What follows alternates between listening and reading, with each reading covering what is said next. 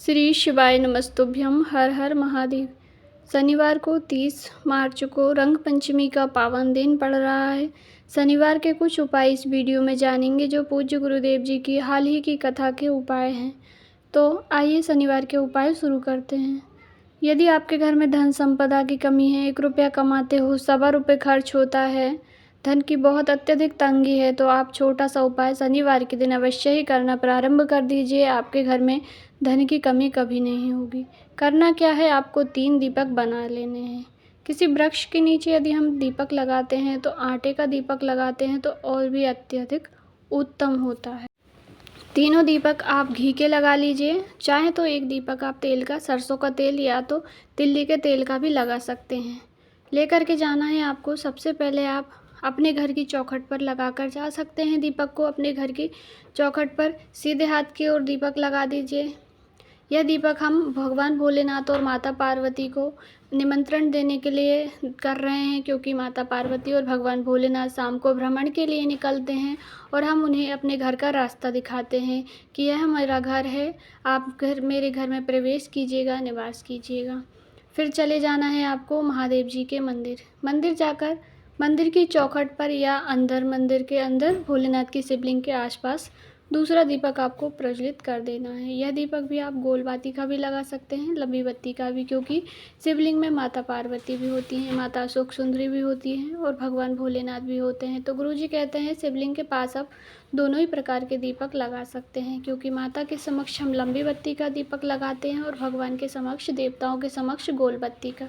तो शिवलिंग में देवी और देवता दोनों का ही निवास होता है, तो ऐसी स्थिति में हम कोई सा भी दीपक लगा सकते हैं। 2 दीपक लगा लिए। तीसरा दीपक आप मंदिर से लौटते समय या मंदिर के ही पास में कहीं पर भी पीपल का वृक्ष हो तो पीपल का वृक्ष के जड़ में एक दीपक लगा देना है। इसमें आप सरसों का तेल भी भर सकते हैं, तिल्ली का तेल भी भर सकते हैं और घी भी भर सकते हैं। जो आपके पास हो उस दीपक के अंदर वही डाल करके प्रज्वलित कर दीजिए। जो भी शाम के समय पीपल के वृक्ष में दीपक लगा देता है उसके घर में धन संपदा की कभी कमी नहीं आती, क्योंकि शनिवार के दिन माता लक्ष्मी पीपल के वृक्ष में निवास करती है और जो भी दीपक लगाता है उसको माता लक्ष्मी का आशीर्वाद प्राप्त होता है। और दीपक के अंदर आप थोड़े से 1 चुटकी काले तिल भी डाल सकते हैं, अन्यथा आप दीपक ऐसे ही प्रज्वलित कर दीजिए।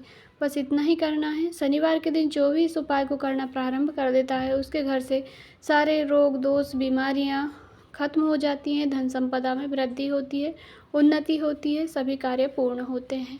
अवश्य ही कीजिएगा। इस उपाय को आप लगातार 4 से 5 शनिवार करके देखिए, आपको इसका लाभ अवश्य ही मिलेगा। दूसरा उपाय गुरुजी ने अभी हाल ही में पूर्ण हुई पातालेश्वर शिव महापुराण की कथा में बताया है, केवल 7 चावल के दाने। वैसे तो यह उपाय गुरुजी ने कहा है किसी भी प्रदोष पर कर सकते हैं, सोमवार पर कर सकते हैं, पर शनिवार के दिन भी पितरों के तुल्य माना जाता है, इसलिए आप इस उपाय को शनिवार को भी कर सकते हैं। केवल 7 अक्षत के दाने लेने हैं आपको। चावल के दाने खंडित नहीं होने चाहिए। बस अपने सीधे हाथ की हथेली में रखकर आप इनको या तो पीपल के वृक्ष की जड़ में समर्पित कर दें, या तो बेलपत्री के वृक्ष की जड़ में समर्पित कर दें, या तो आंवले के वृक्ष की जड़ में समर्पित कर दें, या बट वृक्ष की जड़ में समर्पित कर दें।